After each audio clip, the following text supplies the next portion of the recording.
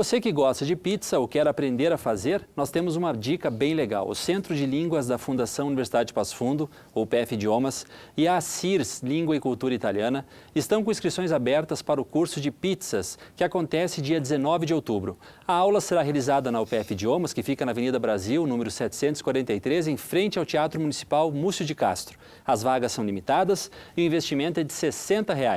Mais informações pelo 3632-0220 ou pelo e-mail que aparece aí na tela.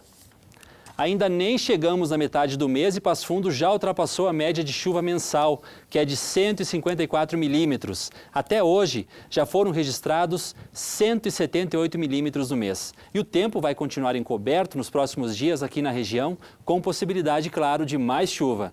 Veja os detalhes na previsão do tempo. A previsão do tempo para esta quinta-feira é de tempo encoberto com pancadas de chuva. Mínima de 20 graus, máxima de 27 graus. Para sexta-feira, tempo encoberto com pancadas de chuva. Mínima de 15 graus e máxima de 22 graus.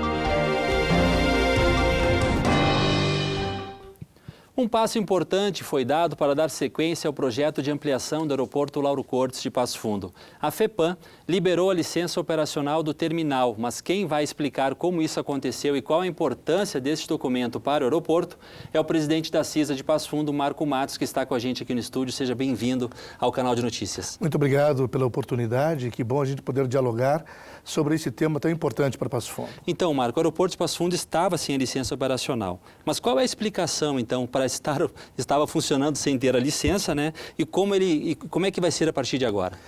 Uma explicação mais acadêmica ou mais técnica, seguramente eu não poderei te dar. Mas a história me permite dizer que os aeroportos surgiam nas cidades do interior como os campos de aviação. E aí eles iam operando, iam atendendo uma demanda e assim por diante. Iam se ampliando aos poucos? Ampliando aos poucos, atendendo a necessidade da comunidade e assim por diante. E quando, então, já na minha gestão, as coisas tomaram um rumo mais técnico, efetivamente, para que o aeroporto tivesse todas essas melhorias, houve comprometimento de verbas, houve um projeto já devidamente feito a partir das normas ambientais, né, já com manifestações favoráveis das ONGs ambientais, isso é importante dizer, porque senão começam discursos outros que não são adequados. Então, tudo isso foi encaminhado para a FEPAM.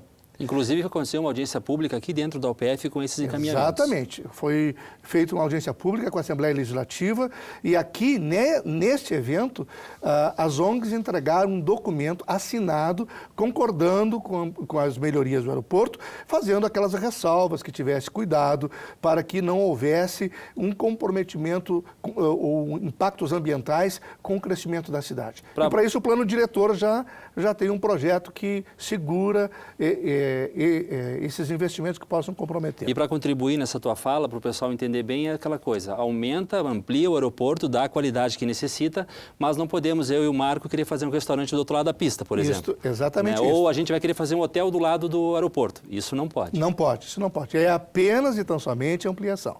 E outro dado importante, que o projeto já demonstra claramente, é importante a gente dizer para os telespectadores isto, é que as bacias estão a 5 quilômetros das cabeceiras. Não está assim tão próximo como às vezes se apregou por aí. Então, isso é um detalhe importante. Uhum. E aí, quando então se fez todo esse encaminhamento, Jean, é que se viu que o aeroporto de Passo Fundo não tinha a licença operacional. Mas agora tem. Agora tem a licença operacional. E o que decorre então a partir disso? Que é um marco fundamental para que saia a licença de instalação. Tem uma nova regulamentação para os aeroportos regionais especificamente, e que tu não tens mais que buscar junto à FEPAM a licença provisória. Você já busca a licença de instalação. Então, em cima disso, o técnico da FEPAM, o seu Manuel, fez uma relação atualizada e já foi encaminhado no mesmo dia da nossa audiência com a secretária Ana Pellini em Porto Alegre, que foi no dia anterior à publicação da licença de operação, e já foi encaminhado ao Departamento Aeroportuário do Estado, que está providenciando. Então, já temos dinheiro, já temos projetos, já temos uma licença operacional, agora nós temos que acelerar para não perdermos a oportunidade de melhoria do nosso aeroporto. Isso tem um prazo, Marco? Segundo o seu Manuel, tão logo o Departamento Aeroportuário traga essas melhorias, que inclusive já tem um agente financeiro para realizar todo esse processo, né? Tão logo chegue a FEPAM, estando todos eles adequados, em 30 dias do recebimento, do preenchimento daqueles pré-requisitos, segundo o técnico, ele tem condições de emitir a licença de instalação. E aí é só aguardar o início, né, de todo o processo para começar as reformas. Temos do ministro Padilha a informação que tão logo sai a licença de instalação, no mesmo dia, segundo ele, ou no máximo no dia seguinte, já sai a autorização de licitação para as obras do nosso aeroporto. E aí é só esperar os trâmites, né? Esperar os trâmites que, se Deus quiser, deverão acontecer o mais rápido possível. O que a gente se angustia um pouco, Jean, é que esses 44 milhões já está há um ano. Né? E do jeito que a coisa anda, esses 44 milhões podem não ter mais, e seguramente não tem mais o mesmo poder aquisitivo. Claro. E isso nos preocupa. Claro. Muito obrigado, Marcos, e obrigado pela tua entrevista aqui. A gente vai ficar acompanhando também o andamento de toda essa caminhada aí desse processo, tá? Muito obrigado, e nós gostaríamos de conclamar a população para que mantenha-se unida, para que esse aeroporto possa trazer os benefícios que ele traz. Ok, muito obrigado. E a gente mostra agora uma iniciativa da Faculdade de Engenharia e Arquitetura que pode auxiliar a área médica. São os protótipos criados dentro do mestrado em Projeto e Processo de Fabricação. Confere aí. Já imaginou ir a um hospital para fazer um exame de ressonância magnética e o médico ter um auxílio de um dispositivo como este? Ou chegar para a retirada de um gesso no braço ou na perna e não se deparar com uma serra barulhenta?